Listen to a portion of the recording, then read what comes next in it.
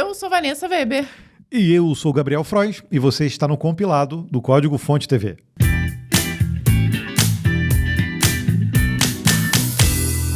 Seja bem-vindo a essa edição de número 252 do compilado.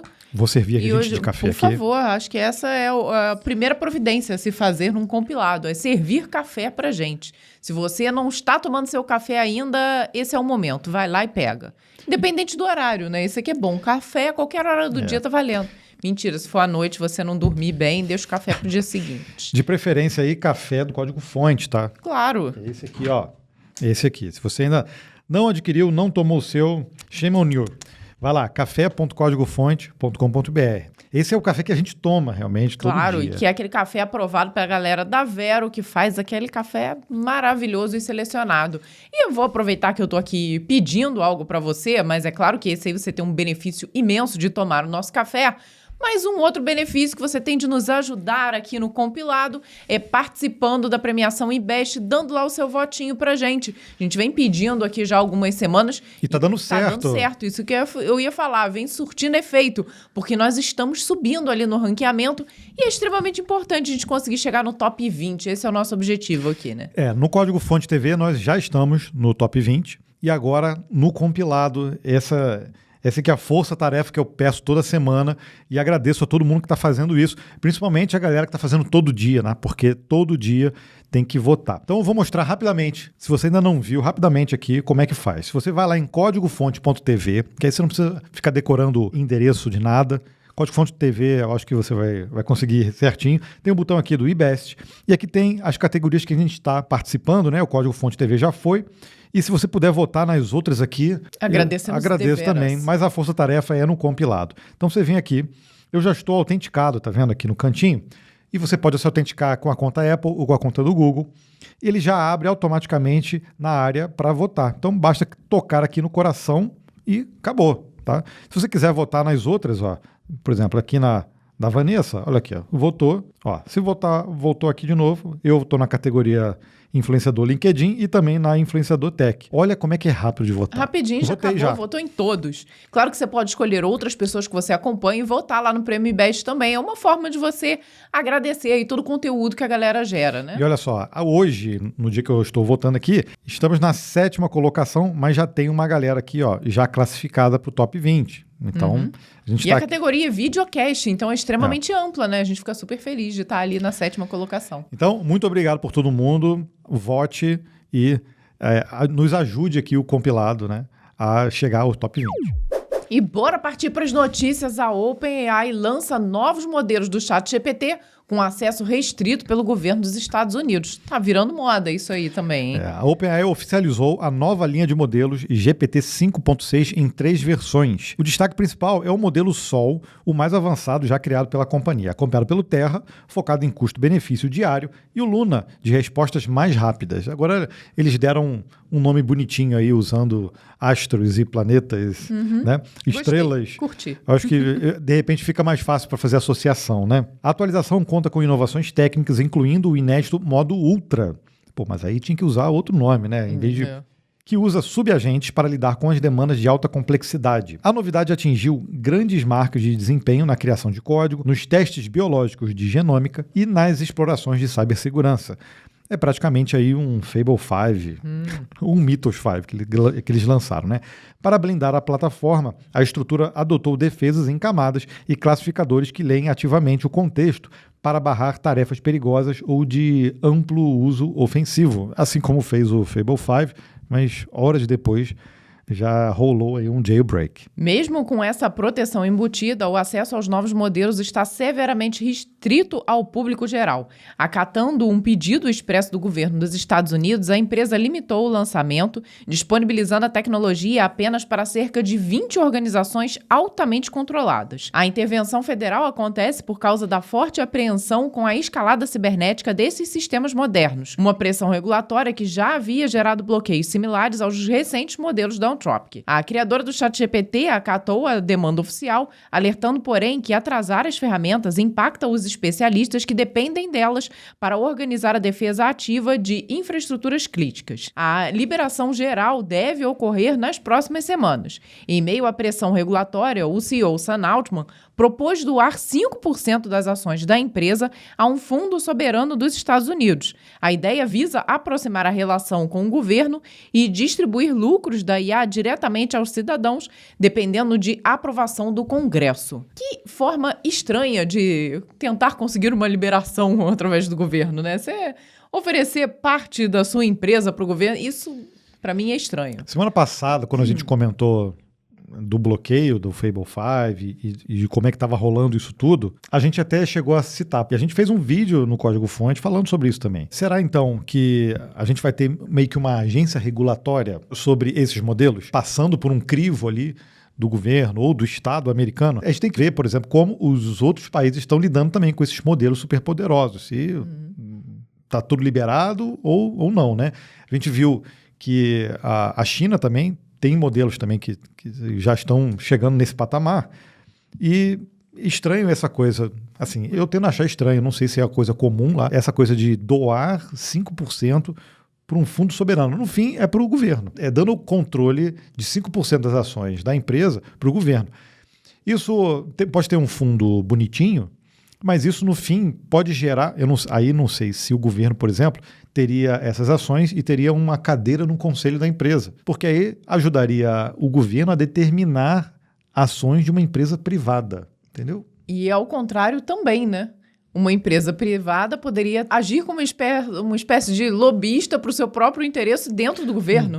Teria um benefício ali. Um benefício. E aí isso poderia atrapalhar a concorrência? Eu acredito que sim. Com os contratos governamentais, com essas empresas, etc.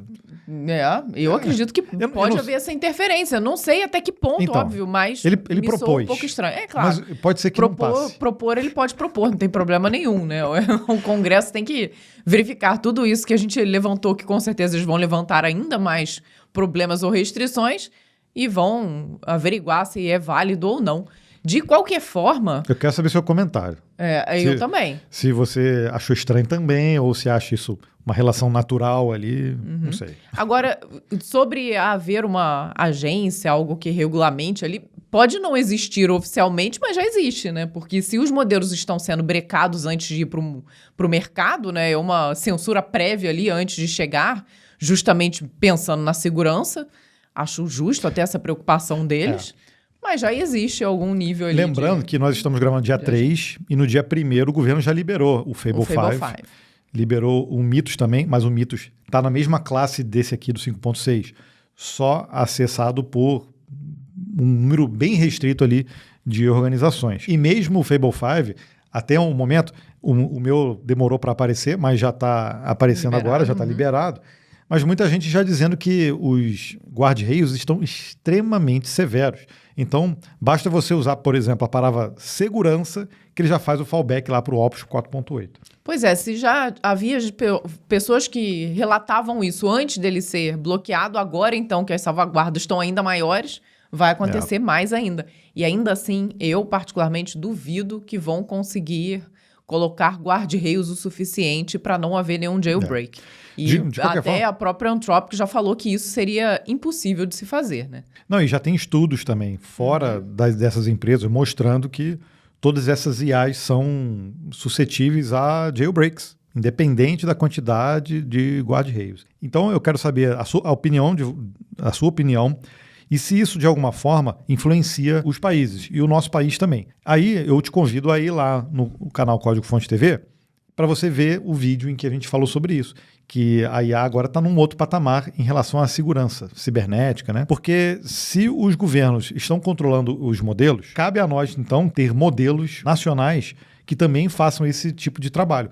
Porque vamos imaginar que esses modelos são tão poderosos que eles encontram brechas de segurança que nunca foram encontradas, nunca antes foram encontradas, e eles vão ser usados especificamente para o governo para corrigir essas falhas ou para se blindar. Mas aí os outros países que não têm esses modelos disponíveis suficientemente, a gente não vai ter essa arma para se blindar. Então, nós vamos estar, quem não tiver, né, estou falando em geral aí nos países, quem não tiver esses modelos poderosos disponíveis, vão estar suscetíveis a os sistemas serem quebrados e, porventura, aí, até sofrer ataques, né? Então, cabe a gente também a investir nesse quesito. Será que a gente tem poder para investir nesse quesito?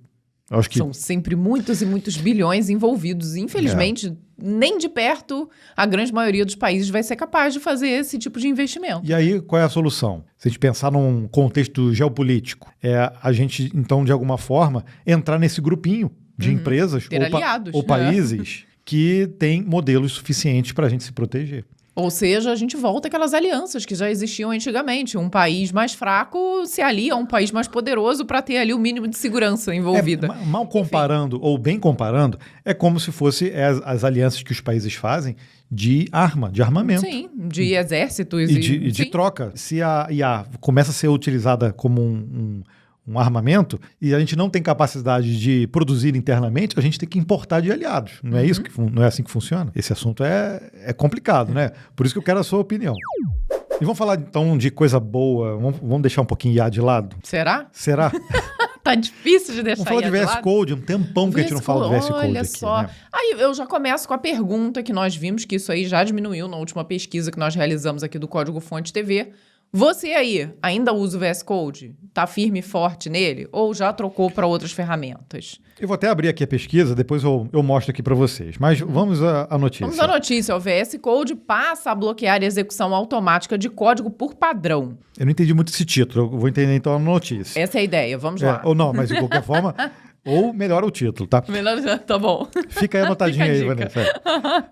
A Microsoft liberou a versão 1.126 do Visual Studio Code, trazendo uma reformulação em suas diretrizes de segurança. A principal mudança envolve o recurso Workspace Trust, que altera como o editor interage com novos diretórios de projetos. Antes, ao abrir uma pasta inédita... sim, agora eu começando a entender. Ó. Viu? A ferramenta exibia de imediato uma caixa de diálogo, exibindo que o programador decidisse se confia então naquele ambiente antes de conseguir visualizar os arquivos. É mais ou menos o que acontece quando você baixa um arquivo da internet e vai executar. Por exemplo, no Windows, ele diz, esse arquivo veio da internet. Você tem certeza? Você tem certeza que você quer executar? É mais ou menos isso. O VS Code também pergunta, né? A partir desse update, o software passa a abrir todas as novas pastas automaticamente no modo restrito, impedindo a execução automatizada de código e rotinas ocultas. Com isso, os desenvolvedores ganham a liberdade para inspecionar a estrutura de código-fonte de forma segura, para só então conceder a aprovação definitiva. Entendi. É mais um trabalho para o dev. Mas eu acho um trabalho necessário. Mas eu acho que por que eles fizeram isso não foi à toa, porque provavelmente estava rolando ali. Uma vez que você dá acesso à pasta padrão, todas as subpastas automaticamente já seguem vão. O mesmo acesso. E aí vai que você, por exemplo, instala um plugin que dá acesso à sua pasta, ela cria uma pasta ali e tudo. Essa pasta criada de alguma forma dentro, você vai precisar dar permissão novamente. Então, esse que é a coisa. Ficou todo mundo no modo mais restrito, então, né? Não. Além das barreiras de defesa, a atualização turbina as ferramentas voltadas ao desenvolvimento assistido por inteligência artificial e gerenciamento de agentes. Não teve como fugir, Gabriel. Também tem IA aqui. E tem a IA, que gera pasta, gera muito arquivo, detona a pasta. Sim. Pois é.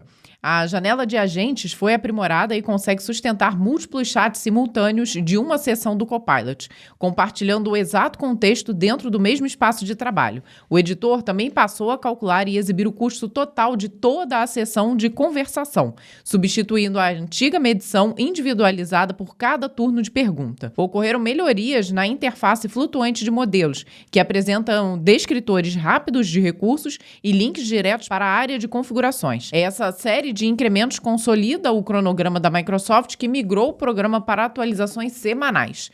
Não dá pra gente falar toda semana aqui, por isso a gente acaba compilando um pouquinho aí o que tá acontecendo no VS Code. Bom, mas agora é toda semana. Pois é. Não dá pra falar? Dá pra falar. Dá pra falar toda semana? Acho que dá. Não sei, me diz. Você quer VS Code toda semana? A gente trazendo toda semana que melhorou? É melhor trazer quando tiver alguma coisa assim muito substancial ali. Essa alteração eu acho importante. Essa, por exemplo, do uso de várias sessões de conversação no chat da IA, eu acho que é algo que outros editores já estão fazendo há um tempo. O próprio Cloud Code você já consegue fazer. Tem até um comando lá, né, no terminal, é o by the way, né? É o BTW. Que aí dá para abrir ali enquanto ele está executando uma outra tarefa. O próprio Cursor também e outras ferramentas, até de vibe coding, já estão nesse processo de usar subagentes. E eu acho que isso melhorou demais ali a geração de código. Melhorou muito. Então, por exemplo, você faz um prompt ou ele mesmo gera um prompt a partir de um comando. Então, ele gera um prompt um pouco maior, específico. Aí ele quebra aquele prompt em várias tarefas diferentes e cada tarefa é executada por um agente diferente. Então, eu já vi, por exemplo, no curso, eu acho que rola isso também. Tem ferramentas como o Replit, por exemplo. Ele está executando, aí ele passa uma tarefazinha, às vezes, para um agente, aí fica um íconezinho, vários cérebrozinhos assim. Que estão sendo processados. Aí você pode tocar ali e ver o que aquilo está sendo feito especificamente. Depois ele une aquela resposta num só. E o VS Code, né, pela parte de IA, tem que fazer isso também, não pode fugir. Então, a utilização de subagentes, eu acho que é o suprassumo hoje para desenvolvimento e está muito avançado realmente. Então, gostei dessas atualizações, acho que vai surtir efeito. Não sei se as pessoas vão voltar como era antes o VS Code, né? Até porque muita gente já abandonou até o GitHub Copilot com essas mudanças de cobrança que rolou. Mas o VS Code você consegue integrar tudo. O próprio Cloud Code você consegue usar. Eu tenho usado o Cloud Code no terminal, mas o Codex dentro do VS Code tem funcionado bem também. Então, isso aqui é o legal, né? Dá para usar várias coisas ao mesmo tempo. Mas o Cloud Code no VS Code também funciona bem. Pela interação que está rolando, o Cloud Code no terminal eu acho que é um suprassumo também ali para desenvolvimento que está com bastante recurso e tem muita coisa legal. Inclusive, estamos preparando material do código-fonte para mostrar o Cloud Code em funcionamento também. Tem muita gente usando o Cloud Code, menos um pouco porque também tá caro. Isso que é o problema dele. Então e aí o Codex agora melhorou um pouco em relação a custo, mas o Cloud Code para muita gente ainda é a melhor ferramenta. E com o Fable 5 e o Mythos 5 liberados, a Anthropic lança o Claude Sonnet 5 também, ou 5, enfim, fica a seu critério. O Trumpzão, laranjão lá, como o pessoal gosta de dizer, retirou as exigências da licença especial para exportar os modelos de inteligência artificial, Mythos e o Fable, né, da Anthropic. E a liberação reverte, então, uma decisão tomada em junho, estamos no iniciozinho de julho, né? Quando essas tecnologias foram incluídas em uma lista restrita federal. Como cumprir a exigência de aprovação prévia em larga escala se mostrou impraticável, a desenvolvedora, então, havia sido forçada a cortar todo o acesso público. O embargo caiu após semanas de conversas, onde a empresa prometeu rastrear riscos proativamente e colaborar em protocolos técnicos. Então, pelo que eles disseram lá, eles, conjuntamente com o governo, criaram mais restrições ali, um novo conjunto de restrições e, aparentemente, deu para liberar agora, né? Esses modelos. A revogação ocorreu sob forte pressão competitiva, já que laboratórios asiáticos começaram a lançar sistemas próprios, como o Fugu e o Tulongfeng. O Fugu, nesse caso, não é da Sakana, é Sakana. Depois é verdade. A gente vai dizer por quê. Mas o Fugu também é um pool. Ele não é um modelo único em si. Mas ele usa também modelos open, tá? Nesse caso aí, fazendo as autoridades recuarem e autorizarem o uso para clientes aprovados. Após essa movimentação... Ou seja, desculpe. Vai. Ou seja, concorrência. Concorrência, exatamente. Concorrência faz milagre. Mas voltando aqui, após essa movimentação, a empresa lançou o Claude Sonnet 5, versão aprimorada do modelo intermediário focada na execução autônoma de tarefas e ferramentas. O sistema opera navegadores e terminais, atingindo um nível de automação que antes exigia infraestruturas muito mais caras e pesadas. Nos benchmarks de programação, a novidade marcou um salto forte de desempenho em relação ao antecessor e superou o topo de linha do Opus em rotinas de conhecimento. A ferramenta virou padrão nos planos gratuitos e pagos, com preço promocional por token mais baixo que os concorrentes diretos da OpenAI e do Google. A estrutura também demonstrou menores taxas de alucinação e alta eficácia para bloquear injeções de prompt e pedidos maliciosos, operando com menor risco. Ou seja, é sempre muito melhor. Então, na notícia anterior, falamos que o pessoal estava debandando do Cloud Code por causa do custo. Esse modelo já está com um custo promete ter um custo menor, porque, vamos combinar, tem sido o grande problema dos modelos da Anthropic, né? Todos reclamando com relação aos custos que realmente têm sido extremamente puxados, né? Mas vou te falar, com sinceridade, já teve gente falando que esse modelo aí do Opus 4.8 foi completamente nerfado também. E olha só, né? Acontecendo direto isso. Vários problemas. E aí vem muitas questões, algumas que a gente já abordou por aqui, já abordou até no código-fonte também. Essas empresas têm ali o poder de trazer esse modelo e ao mesmo tempo tem o poder de nerfar ele na hora que bem quer, né? Então, quando vai lançar um novo, dá uma diminuída naquele, e a gente percebe isso durante a utilização. Em alguns momentos você vai usar um modelo do Gemini e ele tá bom pra caramba. Daqui a pouco ele começa a alucinar, começa a fazer um monte de besteira. Você troca, volta ali pro modelo da OpenAI e daqui a pouco você tem essa mesma sensação, né? Então tá tudo muito estranho por enquanto, né? Bom, de qualquer forma, olha, eu vou começar a usar. Tô fazendo até login aqui no Cloud Code para ver se ele já tá por aqui. Tem realmente, o Sonnet 5, o Opus 4.8, o Fable 5 tá aqui já. Todos disponíveis para teste e gastos. Não, aí tem que fazer um teste para tentar ver realmente custo.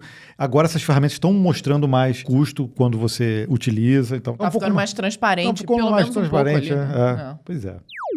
E CNPJ alfanumérico já está valendo aqui no Brasil, hein? Foi dia 1º de julho. O Cadastro Nacional de Pessoa Jurídica passou a aceitar combinações alfanuméricas em seus registros oficiais. Essa modificação ela é baseada na Instrução Normativa RFB 2229, divulgada em 2024. Ou seja, tem 2 anos aí, ou um pouquinho menos, que o pessoal teve para fazer as mudanças necessárias. Focar em expandir a capacidade de geração de novas inscrições no país.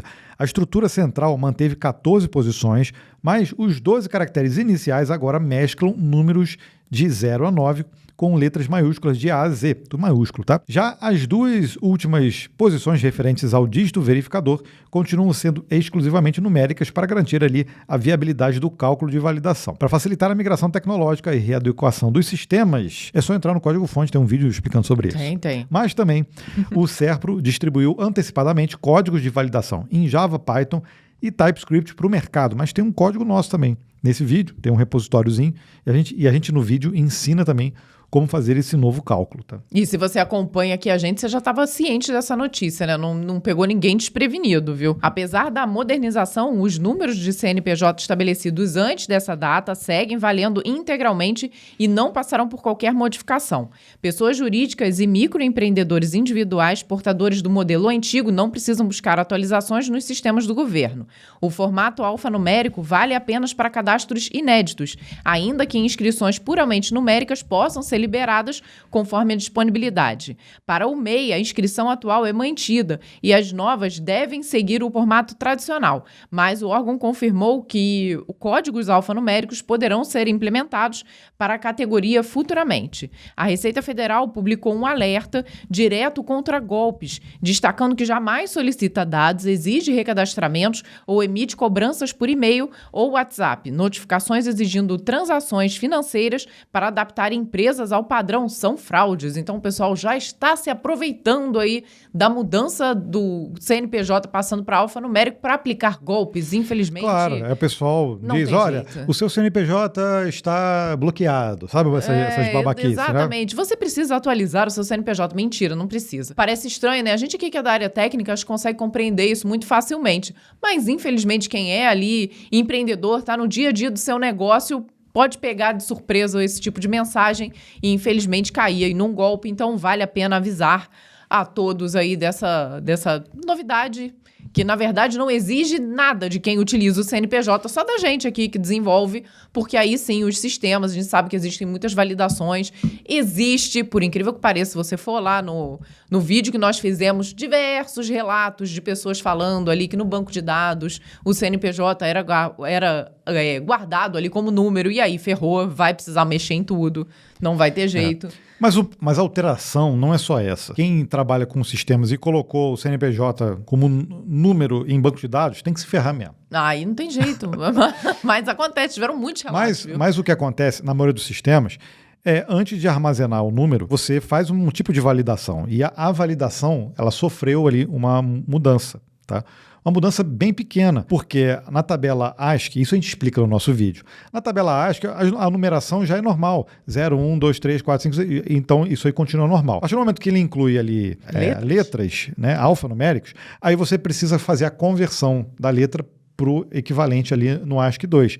E aí sim você consegue fazer esse cálculo do dígito verificador. Então, essa foi uma mudança. Então, você precisa incluir nos algoritmos de validação e de cálculo essa conversão. Tá? Por isso é que não adianta, eu armazeno em string, estou de boa. Depende, você fez a validação, depende. que deve ser feita. Porque, mas se o teu sistema já não tem validação, aí beleza, aí segue o jogo. Agora, se você faz a validação de alguma forma e é necessário fazer, aí é necessário fazer essa atualização também. Não é algo complexo. Não. O problema é, muitos sistemas legados, muita gente já não tem mais gente para manter os códigos. Aí é que vem o problema. Isso que eu ia falar. Imagina, levanta aí a mão você que conhece aquela empresa pequena que tem aquele sisteminha lá e que ninguém sabe como vai mexer nisso. Então, eu acredito que tem muitas pessoas, talvez ainda não tenham passado pelo problema, porque acabou de ser liberado, vão começar a surgir agora. Então, daqui para frente que o problema começa, né? E, claro, tem que ter ali as validações, às vezes, que são feitas na parte do front-end, que só valida realmente ali a máscara. Às vezes vai ter uma expressão regular ali, que não vai deixar colocar nenhuma letra, porque antes não era permitido. Então, também vai precisar de alguma alteração aí nesse momento. Não, eu tô testando aqui, ó. Tem alguns sistemas do governo aqui, ó, de fazenda, já estão aceitando na máscara as letras. E a gente testou antes e não estava realmente. Por exemplo, aqui no site do Serasa, é onde todo mundo faz consulta, né? E também já está aqui, ó, com a máscara, ali está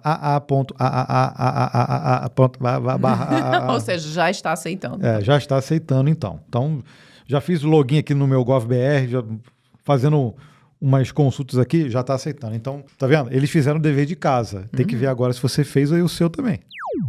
E olha essa notícia, ó. Um dos pais da internet anuncia a aposentadoria do Google e prevê nova era de padrões, para quem adivinha, para IA. Sempre. Vinton Cerf, conhecido mundialmente como um dos grandes pais da internet, deixará o cargo de vice-presidente e evangelista-chefe de internet do Google na próxima semana, concluindo uma das carreiras mais influentes da história da tecnologia. A aposentadoria do executivo de 83 anos foi revelada através do vídeo durante uma conferência Open Frontier, sendo confirmada de imediato pela companhia. Ao lado de Robert Kamm, Cerf foi o principal arquiteto no desenvolvimento e na popularização dos protocolos de rede TCP/IP a partir da década de 1970. Não, lembrando, eu já te cortando um pouquinho, que a gente acostumou. Internet, a gente já pensa em TCP/IP ou simplesmente a gente nem pensa mais nisso. Nem pensa. Mas antes de usar a internet, o TCP/IP, por exemplo, no Windows, ele nem vinha por padrão. Tu não lembra?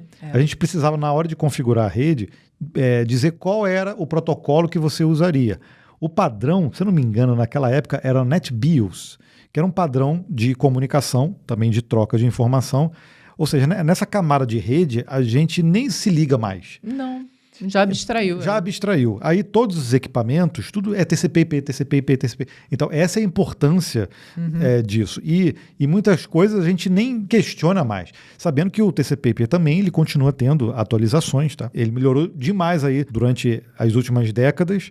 Então é um protocolo realmente parrudo e que mostra a importância das pessoas que estão por trás disso, tá? Ninguém fala mais, existem outros protocolos, tá? Mas ninguém fala mais desses outros protocolos hoje em dia. Em 1970, né, ele criou as regras básicas que conectam computadores no mundo todo. O trabalho fundamental rendeu a Medalha Presidencial da Liberdade e o cobiçado Prêmio Turing, antecedendo a sua entrada no Google no ano de 2005. Durante o evento, o debate focou no forte contraste entre a crescente centralização dos modelos de IA avançados em poucos laboratórios muito bem financiados e a essência descentralizada da rede, que consolidou os protocolos antigos. Cerf previu que a popularização dos agentes autônomos de inteligência artificial mudará essa rota, forçando as corporações de tecnologia a adotar uma sólida padronização para a comunicação entre sistemas, ou seja, já está prevendo aí uma mudança na forma de comunicação. O cientista alertou que interações guiadas puramente por linguagem natural gerarão problemas críticos em virtude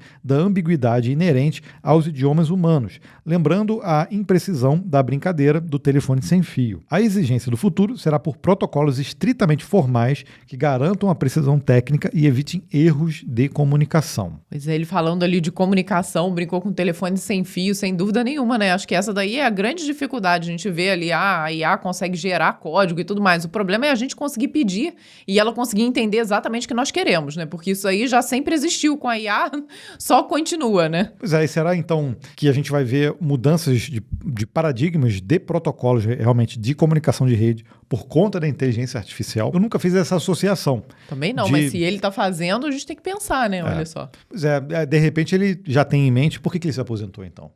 De repente ele já tem uma solução ou algo em mente, né? Algum projeto para poder melhorar esse tipo de coisa, né? Olha por que ele se aposentou aos 83 anos.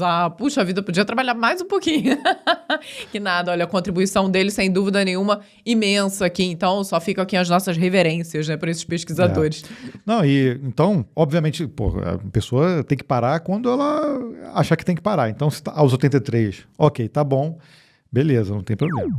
E você aí que acompanha o Código Fonte TV sabe que a gente não indica nada que não tenha testado e aprovado de verdade. E quando o assunto é servidor, a nossa escolha há muitos anos é a Hostinger. Se você quer hospedar, por exemplo, landing pages ou mesmo aplicações completas, a Hostinger tem a melhor qualidade, tá? Nós costumamos usar para praticamente tudo os VPS. Só para você ter uma noção, nós temos APIs, N8N, Supabase, encurtador de links, e-mails profissionais e muitas outras aplicações que deixamos exclusivamente na Hostinger. O valor já é sempre muito atrativo e ele sempre tem promoções. Só para quem acompanha o código-fonte e o compilado, nós temos um cupom que dá ainda mais desconto. É só usar código-fonte lá no carrinho e aproveitar. Use o link que está aqui no vídeo e veja você mesmo quanto vale a pena ser cliente Hostinger. E nova versão do Git simplifica a edição de commits antigos e envia múltiplos servidores. O projeto do Git disponibilizou a versão 2.55. Engraçado que a gente vai fazendo isso, muita gente fala, tem que atualizar o Git. Tem, da última vez que a gente fez aqui, a gente mandou o pessoal verificar aí qual era a versão e muita gente caiu nisso, né? Falou, que versão? É porque da última vez também teve um problema sério de segurança, tá? É verdade. E que afetou inclusive o próprio GitHub. Então lá eles atualizaram e quem usa o cliente local, né, a gente utiliza, tem que atualizar também. Então, essa versão nova entregou melhorias de performance e recursos para simplificar rotinas de versionamento. Tudo bem, mas o que foi feito? Então, o maior destaque prático é o comando experimental, o Git History Fixup. Com ele, é possível aplicar modificações em stage diretamente em um commit antigo, eliminando a necessidade de criar commits temporários e rodar o rebase interativo com auto-squash. Outra mudança para a segurança do código é o aprimoramento do Git Checkout "-m". Se você tentar trocar de branch com edições locais e ocorrer um conflito com o destino, o Git passa a utilizar o auto-stash interno, né, para salvar suas alterações com segurança, dando a liberdade de resolver o problema na mesma hora ou apenas reaplicar todos os códigos depois. Isso é muito normal de usar um Git Checkout "-m". E aí o que acontece é isso, ele troca ali a branch e tem edições locais que muitas vezes você não está comitado ainda. E aí o que ele faz? Ele usa ali o auto-stash para salvar. E aí isso ajuda a você não perder ali as suas modificações. A atualização traz facilidades para quem usa múltiplos servidores, permitindo agrupar remotes para que um único Git push envie o repositório para plataformas diferentes em sequência. Na leitura do histórico, o Git Log Graph recebeu um novo limitador, o Graph Lane Limit, que restringe a largura visual e impede que o gráfico ocupe a tela inteira em repositórios repletos de branches paralelos. Em performance, a nova edição adiciona suporte ao monitoramento de arquivos nativo no Linux, acelerando drasticamente a resposta do comando git status em projetos maiores. Além disso, a manutenção de repositórios massivos ganhou a repacotagem incremental de índices multipack, que atualiza metadados fragmentados sem exigir a reescrita integral da base a cada nova indexação. Isso é interessante, você poder agrupar remotes, porque muitas vezes você tem múltiplos destinos e isso não é incomum, tá? Não. Quando você, por exemplo, você está desenvolvendo e aí você tem, vamos supor, um remote lá para a área de dev. Aí você tem no GitHub, vamos supor, num GitHub Action da vida, você tem, eu estou dizendo a branch dev. Tem muita gente que usa, tem muita gente que vai direto na main. Aí, existe uma discussão sobre isso. Aí você vai no GitHub Actions e faz o deploy. Aí sim ele escreve na main, não sei o que, e faz todo o processo. Mas tem pessoas que passam por outros processos. Então, se você tem remotes diferentes ou você faz redundância, às vezes, é interessante ter isso também no próprio Git. Isso simplifica o processo, você ter configuração de mais de um remote e depois agrupar isso E aí, num comando só, você libera para vários, né? Eu curti isso aqui. E a Microsoft anuncia o TypeScript 7 reescrito em Go com desempenho 10 vezes superior. Então, essa foi a Release Candidate. A gente já tinha falado do 7 antes, lá atrás, estava em teste. E agora, com a Release Candidate, apresentando uma mudança profunda na sua arquitetura técnica. Não é à toa que é o 7.0. O grande salto dessa edição está na migração da linguagem base, que abandonou a implementação original em JavaScript para adotar a linguagem Go. Essa alteração estrutural no compilador, gerou uma evolução expressiva na velocidade, tornando o TypeScript 7.0 cerca de 10 vezes mais rápido que a versão 6.0. Segundo a empresa, esse desempenho superior é impulsionado diretamente pela velocidade de execução do código nativo e pela introdução do paralelismo com memória compartilhada. Os programadores que quiserem testar o novo compilador já podem realizar a instalação diretamente pelo pacote oficial disponível no gerenciador NPM. Diferente da versão anterior, o novo compilador consegue executar várias etapas de compilação em paralelo, como análise sintática, checagem de tipo e emissão. Como a leitura e a geração de código atuam de modo praticamente independente entre os arquivos, essa paralelização escala muito bem em projetos maiores com baixo overhead, embora nem toda etapa seja facilmente paralelizável. Puxa, isso é praticamente um trava-língua aqui para mim. A previsão oficial é lançar a versão final no próximo mês, focando agora na logística do lançamento e na correção de regressões. Como a API programática estável chega apenas na versão 7.1, a Microsoft liberou o pacote de compatibilidade, o TypeScript/TypeScript 6. Ele disponibiliza o comando TSC6 para evitar conflitos de nome e reexporta a API antiga para ferramentas externas. Então, estamos vendo aí finalmente chegar o TypeScript 7. Eu acho que ninguém tem dúvida de que o TypeScript eu vou falar baixinho, já é melhor há muito tempo que o próprio JavaScript. Java.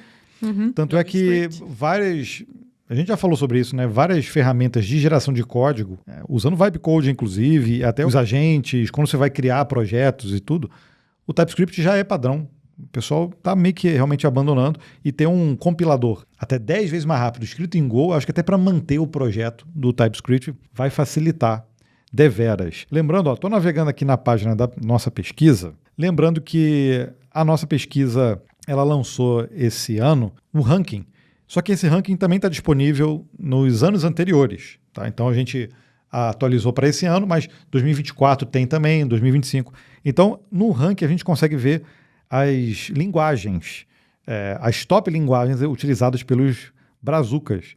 E aqui, olha, só para ilustrar um pouquinho, em primeiro que está Java, segundo C# e o TypeScript. O TypeScript, você vê, ele subiu, ele estava em quarto, foi para quinto. E o JavaScript, olha aqui, estava em terceiro e agora está em quinto. Python está em quarto lugar.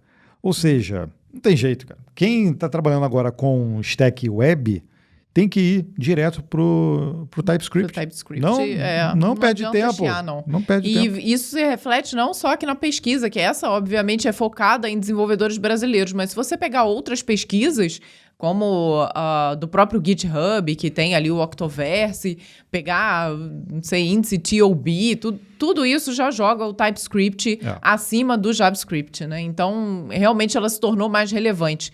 Embora, no final, ela seja ali o superset e tudo por debaixo dos panos vire JavaScript. Mas olha só, a Vanessa falou besteira aqui. Falei besteira? No TOB, aqui nem aparece TypeScript, eu não sei se eles distinguem. Não, então confundi com outro.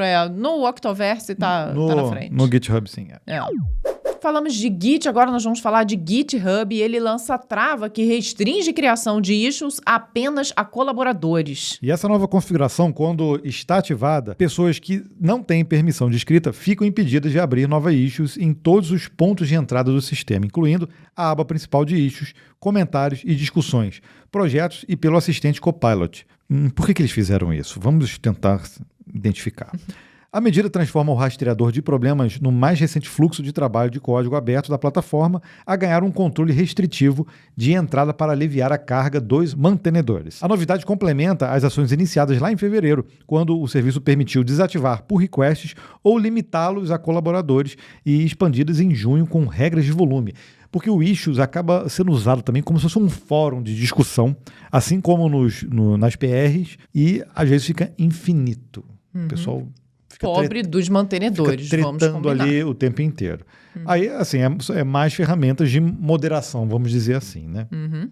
A argumentação central da empresa é que a inteligência artificial generativa e as ferramentas modernas tornaram a criação de pull requests e relatos de bugs extremamente rápida, mas o custo de tempo para os mantenedores revisarem tudo permaneceu alto. O objetivo não é fechar o código aberto, mas oferecer uma infraestrutura de sustentabilidade para que os administradores consigam lidar com o volume de spam e envios automatizados sem perder o controle de suas filas de trabalho. Para evitar a perda de contribuições legítimas no futuro, o GitHub já planeja lançar controles mais granulares, baseados em sinais de confiança, como idade da conta, número de pull requests mesclados no projeto e listas de exceções. Não tem jeito, realmente acaba restringindo ali um pouco, mas eu acho que se torna necessário atualmente, porque nós vemos aqui diversos mantenedores de diversos projetos falando que está realmente ficando impossível com a enxurrada de issues, de pull requests que estão sendo feitos com o IA, e que muitas vezes aquilo ali é meio que considerado um lixo por eles, né? O próprio, foi do Zig, se eu não me engano, que fez essa menção,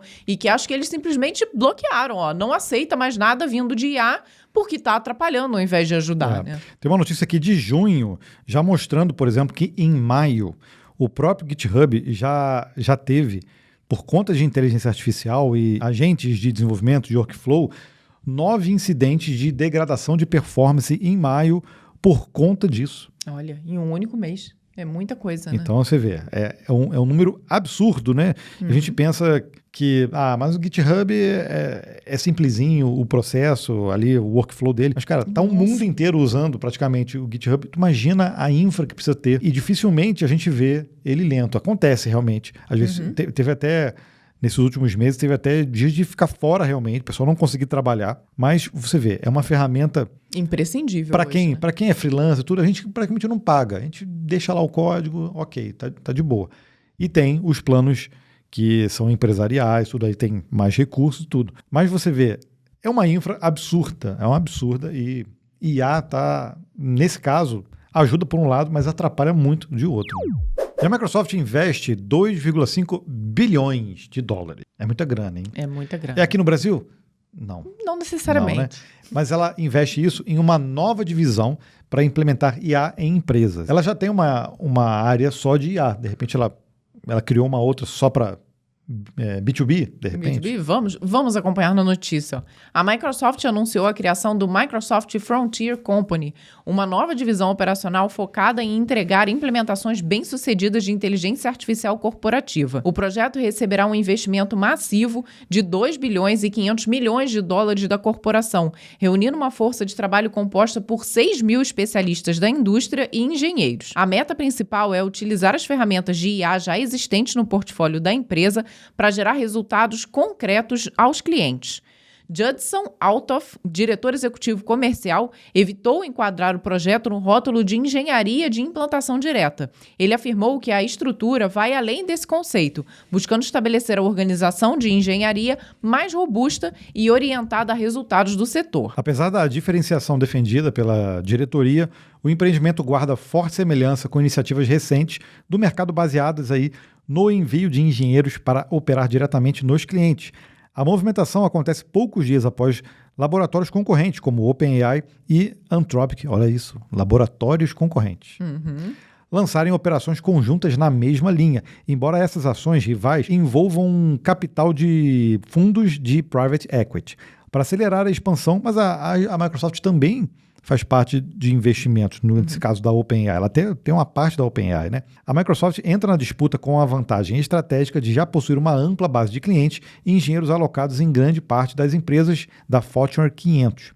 A corporação confirmou parcerias iniciais de peso para inaugurar o projeto, citando acordos com a Bolsa de Valores de Londres e também com marcas globais como Unilever e a Accenture. Bom, de qualquer forma, mais trabalho para desenvolvedores e engenheiros, né? Porque, querendo ou não, nós estaremos envolvidos aí nessa força-tarefa para poder implementar a inteligência artificial da forma correta dentro das empresas, né? Então, acho que é isso que a Microsoft quer, vai trazer pessoas especializadas nos seus próprios produtos para poder trabalhar junto com as empresas, o que, por padrão, ela já faz com outros produtos da empresa, né? Lembrando que há poucas semanas, se não me engano, 15 ou 14 de junho, A gente fez um vídeo, inclusive, no Código-Fonte sobre isso. O Satya Nadella lançou um artigo todo pomposo e realmente a gente já levantou ali uma hipótese sobre isso. Falou assim, olha, realmente faz muito sentido o que ele fez, mas por trás eu acho que eles vão lançar algo. Olha, tá aí a resposta então agora, Gabriel? Ele falou sobre token capital, que seria o capital de token. Se você quiser assistir lá no Código-Fonte TV esse vídeo, eu acho que vale super a pena. Eu acho que isso que eles lançaram agora é exatamente o que, ou não exatamente, mas é muito próximo o que ele estava falando nesse artigo. Provavelmente é o que discurso. gerou milhões de views. Sim, sim. Provavelmente é o discurso que eles mesmos vão utilizar na Microsoft para convencer os clientes a utilizar as ferramentas da Microsoft. E o discurso não está errado não, tá? Não tô falando de uma forma degradar ali o que ele falou, não. Ele está corretíssimo, porque hoje o conhecimento da empresa está indo para dentro desses modelos. E se você muda de modelo, você consegue transportar esse conhecimento? Ou não? Aquilo se perde através do momento que você muda ali de um player ou de um modelo. Então, é importantíssimo o que ele disse mesmo. O próprio CEO da Palantir, não sei se você viu recentemente, ele também abriu o verbo numa entrevista e ele falou sobre isso também. As empresas, no fim das contas, estão cobrando uma assinatura para que as empresas coloquem todo o seu conhecimento, a sua inteligência de negócio dentro de modelos de meia dúzia de companhias. Meia dúzia eu fui até bom, é menos até. Menos. Entendeu? Então, o da Palantir, ele não poupou. O Satya Nadella foi mais brando. Por quê? Porque ele é um dos hyperscalers da vida aí, que estão oferecendo esse tipo de serviço. E a ideia, depois você pode até ir lá no canal para ver esse vídeo, mas a ideia é justamente essa. Tudo que está sendo gerado quando a gente está utilizando IA, a gente gera uma resposta que é uma inteligência utilizada dentro das empresas. E esse capital de tokens que ele cita é justamente isso. Quando você terceiriza completamente, ou você não armazena, ou você não reutiliza essa inteligência gerada pelas respostas de IA, você está simplesmente perdendo aquilo que você está pegando o que as empresas estão gastando em token, simplesmente jogando ao ar e beleza. Se a gente precisar dessa resposta de novo, ele gera a resposta de novo para a gente. E não é mais ou menos isso. Eu acho que vai muito na linha do que a Microsoft está lançando agora, do que ele falou sobre capital de token. Então, eu acho que a gente já sabia, né? É um pouquinho de marketing ali também, né? Nova atualização de usernames no WhatsApp pode facilitar golpes. Você tem alguma dúvida disso? Já apareceu aí para você, né? Essa opção? Para mim apareceu. Para você, Vanessa? Para mim, não. Aí, eu Vanessa, acho que meu username já passou. Vanessa perdeu. O WhatsApp iniciou a liberação gradual de reserva de nomes de usuário, preparando o terreno para o amplo lançamento de recurso no decorrer desse ano. A funcionalidade que permitirá aos usuários buscar e interagir por identificadores de texto em vez de expor o número de telefone promete reforçar a privacidade e conterá ataques de clonagem de chip. Contudo, testes demonstraram que várias variações de nomes de figuras públicas, políticos e grandes corporações ainda estavam livres para registro. Pois é, não foi o meu caso. Eu tentei registrar com Gabriel Frois, já tinha um fela. Danado. Vai ver que é teu filho, teu pai. Quem manda ter um monte de Gabriel Frois na família? Caramba, eu vou perguntar para ver se... Pô, às vezes foi ele, né? Não, mas ele usa o Weber, Gabriel Weber. Então foi seu pai. Oh. Pô, ele foi mais rápido que eu. Foi. Droga. Então não é figuras públicas super conhecidas, famosas. É porque no caso do Gabriel... Não é o meu caso, tá? A Meta declarou que retém proativamente termos vinculados a entidades e celebridades para proteger suas identidades. Será que o Neymar Júnior alguém pegou? Gente, mas impossível também a Meta conter todos, né? Mas é engraçado, porque aí você meio que testando o nome de usuário, você chega a pessoa no WhatsApp mais rápido. Olha só. Esse é o problema, O número de telefone, ainda assim, você poderia manter em sigilo ou compartilhar só com quem você... Como é que eles vão fazer isso? Tem os dois lados, né? Exatamente, porque vocês vai evitar ali a clonagem de chip, de fato, acho que vai se tornar dispensável ter o número para você chegar na conta do WhatsApp, mas por outro lado, sim, vão começar a testar lá e chegar nessas pessoas. Então, mas vamos comentar daqui a pouco sobre isso. Ó, isso dá pano para manga. Mas a falta de clareza sobre critérios dessa filtragem gerou forte apreensão de especialistas de segurança sobre o risco de golpes no ecossistema. Então, realmente, se alguém pegou lá vamos supor, Elon Musk no WhatsApp, alguém realmente pode utilizar de alguma forma como se fosse um oficial para mandar mensagens. Ou Pode ser uma celebridade daqui mesmo, sei lá. Não, Lula. Vamos saber que agora a gente vai saber qual é o username do Lula lá. Ele usa em alguns lugares lá, o Lula oficial no Twitter. Vamos supor que a gente consiga acessar agora o WhatsApp dele, inferindo aí algum username que ele tenha utilizado.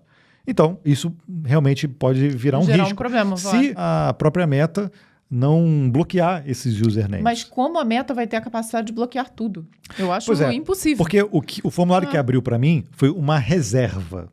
Isso não quer dizer que o que eu coloquei ali vai ser o meu, efetivamente.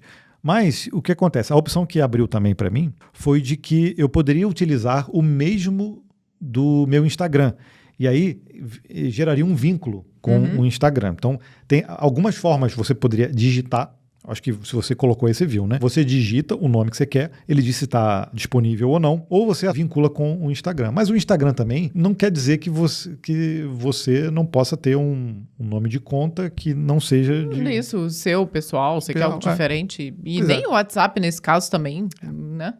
Bom, a preocupação chegou rapidamente aos reguladores governamentais, em especial na Índia, maior mercado mundial do app, com mais de 500 milhões de usuários ativos. O Ministério de Eletrônica e Tecnologia da Informação do país notificou a plataforma exigindo explicações e pedindo a suspensão temporária da novidade. O órgão argumenta que permitir o contato por nomes de usuário, ocultando o telefone, facilitará campanhas de phishing e falsidade ideológica por criminosos, se passando por bancos e autoridades públicas. Por outro lado, organizações de direitos digitais criticam a intervenção federal, defendendo que o combate a crimes online deve ser feito via Código Penal e não vetando recursos de privacidade.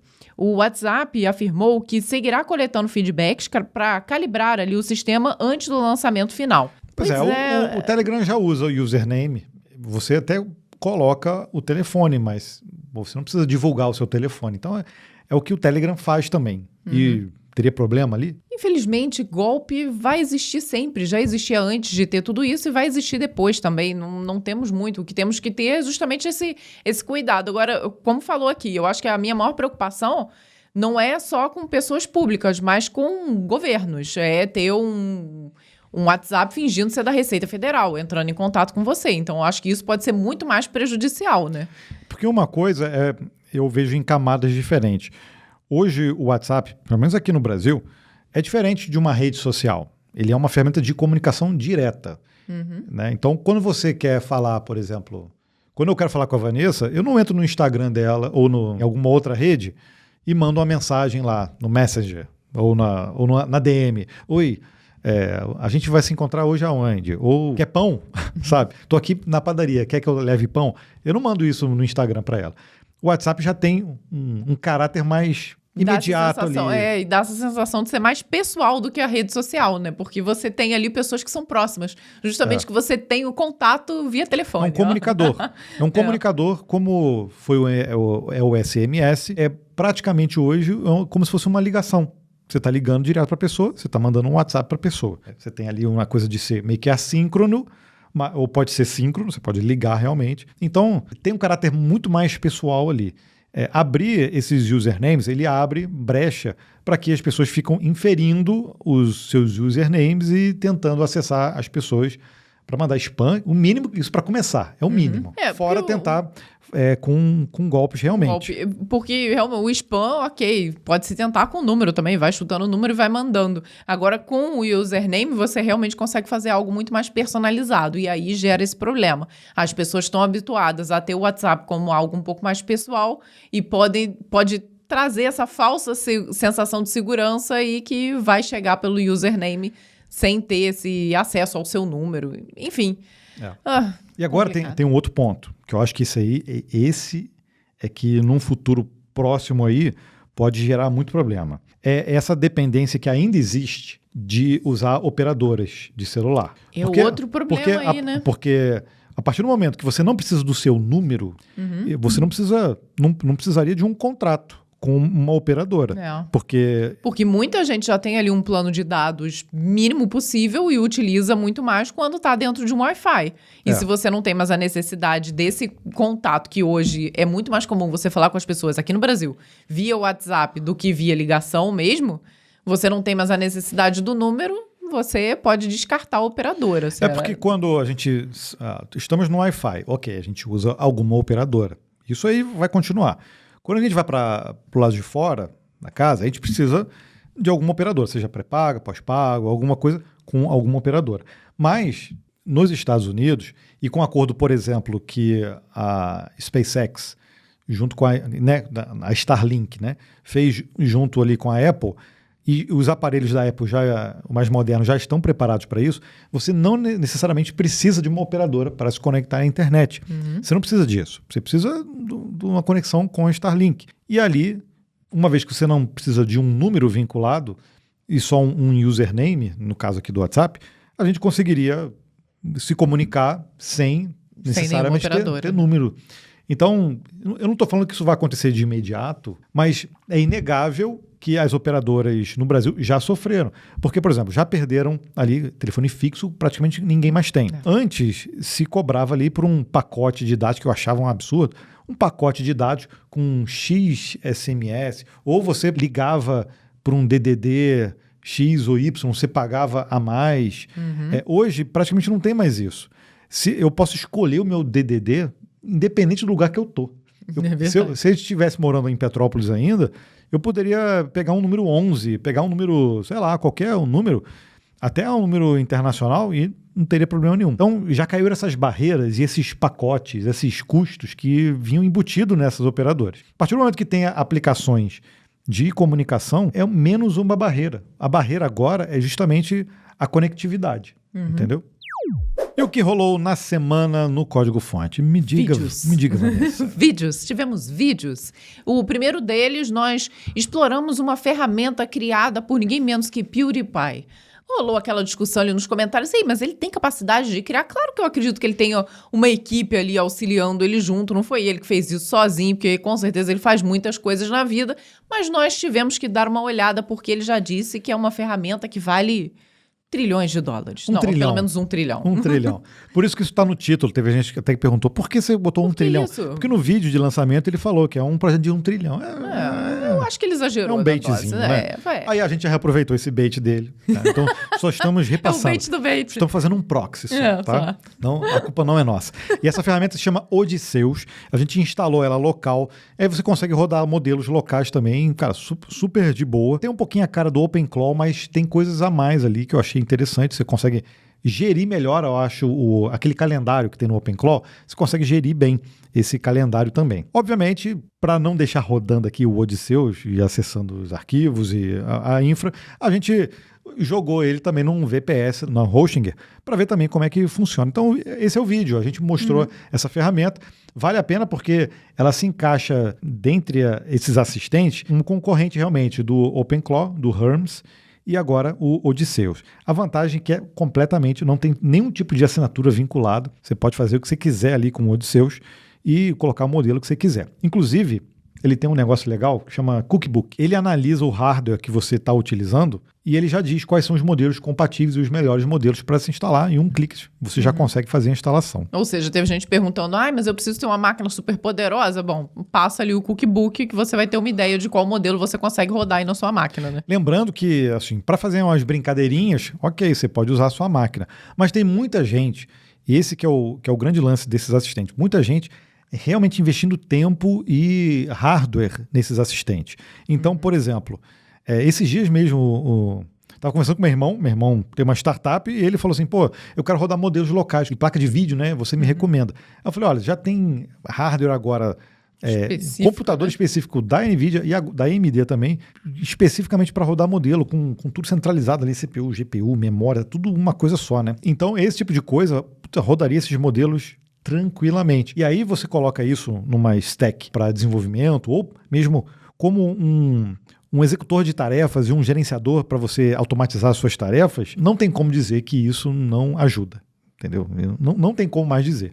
Então, para muitas empresas, investir ali 30, 40, 50 mil às vezes numa máquina dessa, mas conseguir rodar modelos bem localmente, isso é vantajoso. E o outro vídeo, nós falamos aí de uma suspeita que nós temos, e acho que todo mundo tem também, né? Será que a inteligência artificial já chegou naquele patamar em que ela está ficando perigosa, principalmente para a cibersegurança? Então exploramos aí todo esse bloqueio que foi feito do Fable 5, do Mythos 5, o lançamento do novo modelo da OpenAI, que é o 5.6. Trouxemos um overview, os concorrentes também, os asiáticos que estão chegando. Então a gente teve que fazer um review de tudo isso que aconteceu para que você entenda também essa linha do tempo, que é extremamente curta, mas altamente... as coisas acontecem ali se atropelando, né? Pois é, tá tudo acontecendo muito rápido. Então, quando a gente fala de 2, 3 meses, cara, já foi. Muda totalmente o cenário. Muda muita coisa. Por isso que esse vídeo é importante, que a gente, desde o lançamento do Mythos Preview, a gente ficou meio quietinho, assim. Eu sei que teve muita repercussão, mas a gente ficou quieto, até porque ele não estava aberto. Mas quando começou a rolar esses bloqueios, e aí agora a liberação, inclusive a gente gravou um dia antes da liberação, tá? Mas a linha do tempo é a mesma, então não tem problema. A gente percebe o quanto a IA pode se tornar perigosa, mas não por causa de Skynet e essas coisas que a gente fica... Será? Desculpa, não aguentei. Tive que brincar. Daqui a 5 anos a gente volta, né, pra ver. Pode ser que sim. Ou não. Mas eu tô dizendo perigoso realmente agora, no mundo real, por conta dessa facilidade, não é facilidade, né? Dessa capacidade que esses modelos estão tendo de encontrar problemas e brechas de segurança. Não que nós ou outros modelos menores não tenham essa capacidade, até tem também.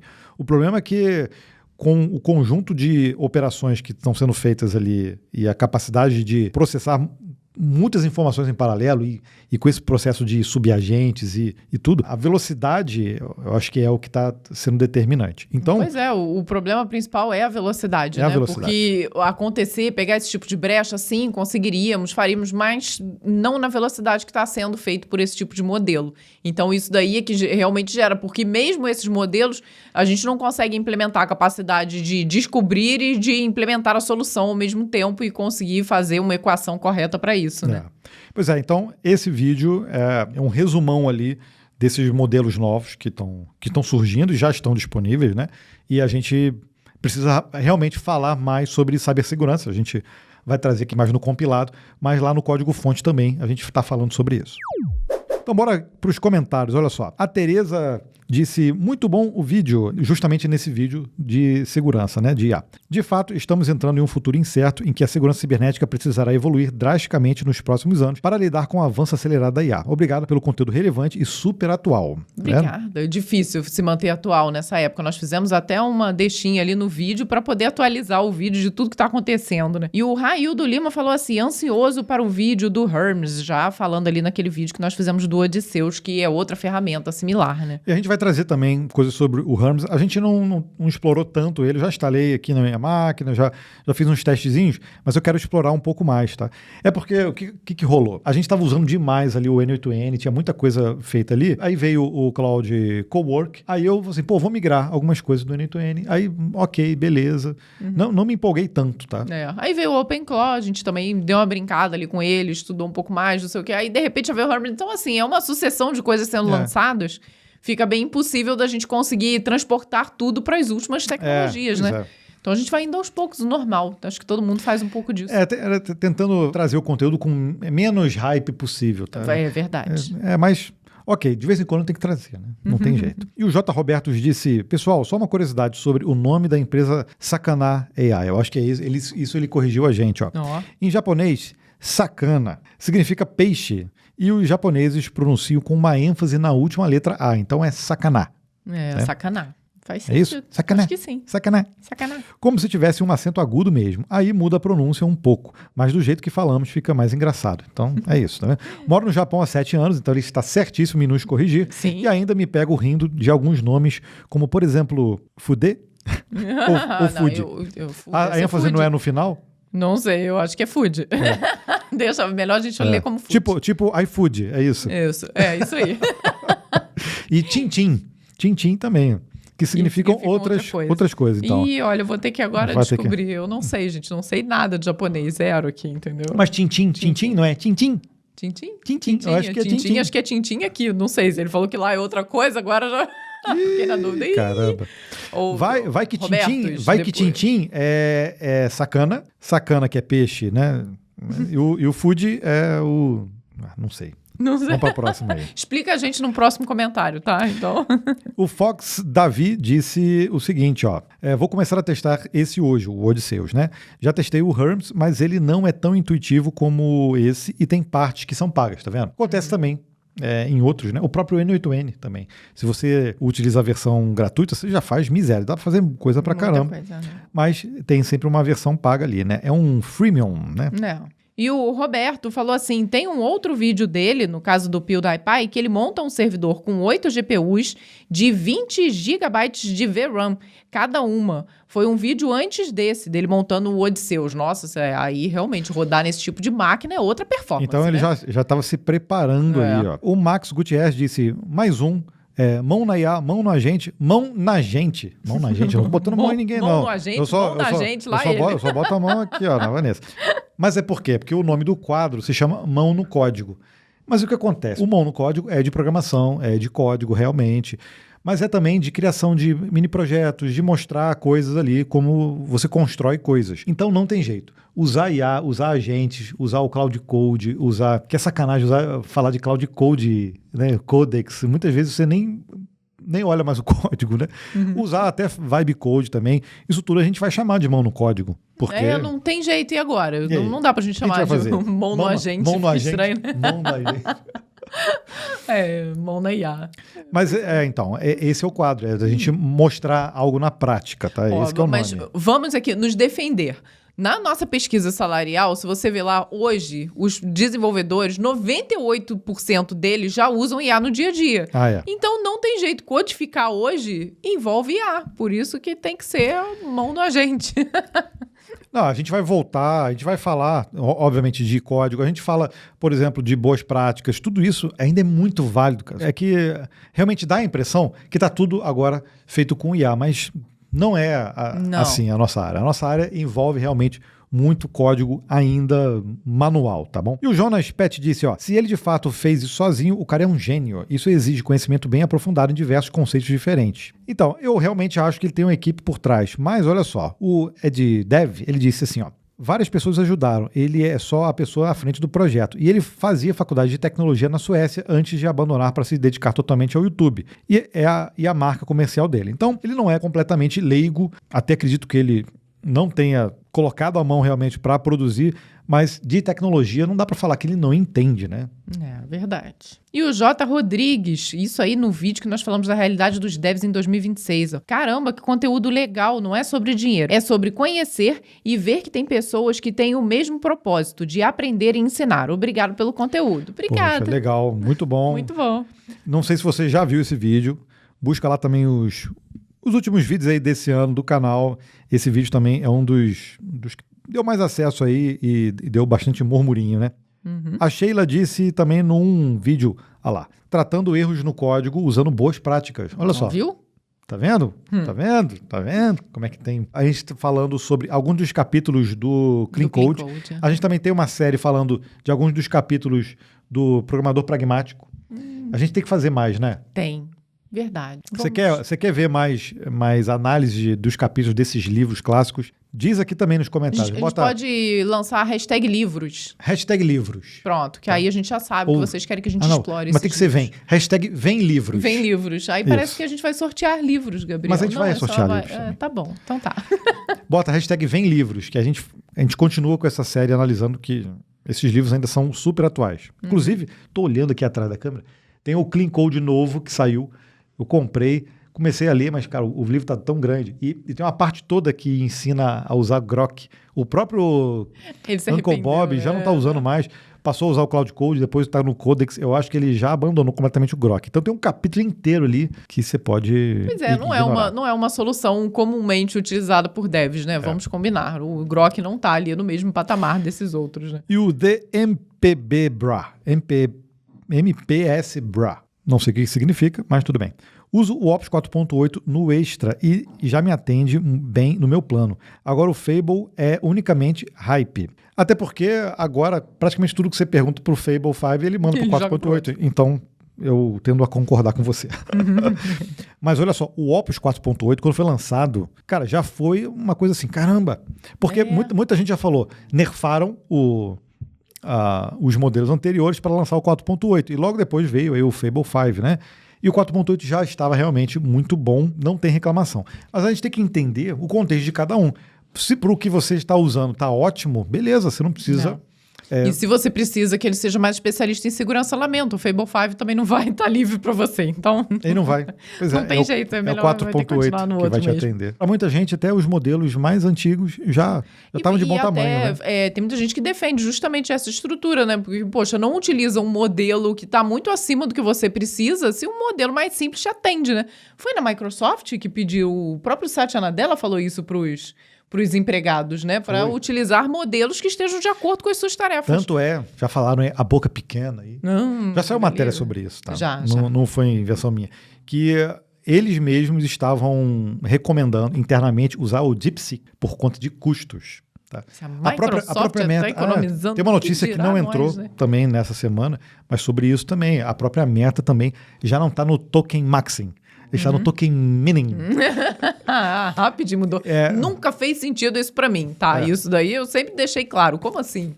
Você precisa usar o maior número possível de tokens. O próximo comentário aqui do Roberto, ele pegou um vídeo antigaço, acho que tem uns 5 anos isso aí, que foi quando a gente lançou um novo canal, não foi o compilado. Ele pegou um vídeo em que a gente lançou o Casal CDF, que é um outro canal que a gente criou. E olha só o que ele escreveu. Eu gosto muito de vocês dois falando de tecnologia. Eu vejo o quanto vocês se compensam muito bem em vossas exposições técnicas. Tudo muito bem dosado e com encaixes que cativa pelo sincronismo. Obrigada. Eu, pessoalmente, fico com uma ótima sensação de que vocês dão muito certo juntos e levar isso para um nível em que a sinergia de vocês pode inspirar. Eu parabenizo e vou, sim, dar uma espiada no que vocês têm a compartilhar como boa prática de convivência. Abração aos dois. E ao cachorro é bem-vindo aqui. A nossa cachorrinha está aqui ainda. Isso. Os pets ganharam muito destaque na última década. Então, ele falou desse canal que a gente lançou, que é o Casal CDF. Tem alguns vídeos lá, a gente parou de produzir para esse canal, mas... eu gostei, assim, do que ele escreveu, do elogio, muito obrigado. E realmente, olha, eu particularmente acho que a gente dá certo junto. O que você acha? Olha, a julgar que nós estamos casados vai fazer 25 anos agora, no próximo mês de janeiro. No próximo janeiro. Sim, tá comprovado que nos damos bem. Pois é. Mas obrigado pelo comentário. O canal, o Casal CDF, tá lá meio suspenso. A gente não excluiu nada, ele continua lá funcionando. Quem sabe um dia a gente volta ali. Pois é. Né? O dia que a gente cansar de falar de tecnologia e IA, aí a gente fala lá de relacionamento. Porque a gente, não sei, eu acho que chegou num ponto, e já falamos sobre isso, que, não sei, eu acho que estava parecendo que a gente estava expondo demais a nossa vida, e a gente meio low profile para essas coisas. Exatamente, eu acho que pra gente ir adiante com aquele canal, a gente teria que expor mais, e acho que chegou num momento que a gente, isso aí a gente não quer falar disso, a gente não quer falar daquilo, não quer falar daquilo outro, não quer mostrar isso, não quer mostrar aquilo outro, ferrou. Aí não fazia muito sentido. Né? O canal acabou ficando muito restrito. Aí pode ser que em algum momento a gente pense em algum tipo de conteúdo que faça sentido ali pro canal, aí a gente volta com ele. E que a gente se sinta 100% confortável, né? Porque eu não quero ficar gravando... tipo, hoje nós acordamos e aí nós fizemos isso e fizemos aquilo. E, eu não quero isso, Gabriel. Eu acho bem inútil. Tá bom. E o próximo aqui, o professor Genivaldo disse pra gente no último compilado. Sou da área de química, mas adoro acompanhar as notícias do Mundo Tech. Por aqui. Me inspira a sempre aprender mais. Hashtag vem camisa, hashtag vem boné, hashtag vem café. Que legal. Olha, nós perguntamos se tinham outras pessoas de outras áreas e vieram várias pessoas dizendo ali de áreas diferentes. Então, nós selecionamos aqui o Genivaldo para mandar um agradecimento especial para todo mundo que assiste a gente, mesmo sem entender, às vezes, 100% do que nós estamos falando, ou sem ser da área mesmo, mas porque gosta da gente. Aí, agora fez todo sentido o Casal CDF, viu? É verdade. Então, diz aqui pra gente, eu quero saber aqui nos comentários, mesmo que você esteja aí no Spotify, não tem problema. Comente também. Se você é de outra área, se você não é da área de tecnologia e acompanha a gente aqui no compilado ou no Código Fonte TV. Quero muito saber, que aí você concorre também aos sorteios aqui. Tá vendo? Então pode comentar. E falando em sorteio, chegou assim o momento do sorteio. Vou pegar aqui o microfone, Gabriel. Por que nós temos microfones? As pessoas devem estar se perguntando que raios esses microfones estão fazendo na mesa. Porque nós já divulgamos, vamos fazer a gravação do episódio 256 com plateia. Vai ser numa cafeteria e já está lotado, já tem muita gente para lá. A gente, nem sei se vai dar todo mundo, mas tudo bem, a gente se vira lá. A gente fica espremidinho. E a nossa ideia é interagir com as pessoas. Então a gente vai ter a nossa bancadinha lá, vamos levar esse microfone, e eu estou testando gravar também no microfone com um equipamento, é esse aqui. O pessoal já deve conhecer, né? Esse carinha aqui. Aí eu pluguei na câmera para ver se ele fica com uma qualidade boa, porque a gente vai estar num ambiente aberto, tudo. Então eu pluguei na câmera só para testar mesmo. Como a gente vai testando nós não queríamos fazer um teste rápido, nós queríamos ver se ele fica gravando durante horas e horas, a gente deixou gravando o compilado inteiro aqui. Isso. Horas e horas. Porque a ideia, se você se cadastrou e vai participar, a ideia é interagir com o público. A gente vai fazer várias coisas legais com o público, então vamos ter nosso microfone e vamos também poder usar esses outros microfones. E você que não vai estar presente aqui em São José dos Campos irá nos acompanhar através do vídeo, porque, enfim, a ideia é filmar o máximo possível disso, né? Mas não estamos aqui para fazer isso, estamos aqui para fazer o sorteio. A apresentadora aqui. Estamos aqui para fazer o sorteio. Vamos ver quem vai levar a camiseta do compilado, tá? Vamos ver aqui. Peraí. E quem ganhou foi o DJ Edu28. E ele colocou assim, ó, tô votando para vocês e para o Penegui. Muito obrigado aí pelo seu voto. Ótimas escolhas. Pode votar no Penegui, pode votar na galera de hacking, pode votar nos desenvolvedores, lá no IBEST também. Acho que todo mundo merece ganhar, realmente. Inclusive, abraço aí pro Penegui. Olha, eu vou entrar em contato com você na sua própria mensagem para você mandar ali o tamanho da sua camiseta e o endereço para sorteio@códigofonte.com.br. E é isso aí. Se você quiser concorrer no próximo sorteio, no próximo episódio, basta você comentar aqui no YouTube, né? No episódio completo e aí já está concorrendo. Tá. Simples assim. E acabou, Gabriel? Acabou. Acabamos. Olha só, chegamos ao fim de mais esse compilado. Espero que você tenha gostado. Muito obrigado por ter ficado com a gente aqui durante todo esse tempo. E agora, vamos embora, né? Chegou ao fim, Gabriel. Vamos embora. Vamos. Até a próxima, tá? Tchau pra vocês.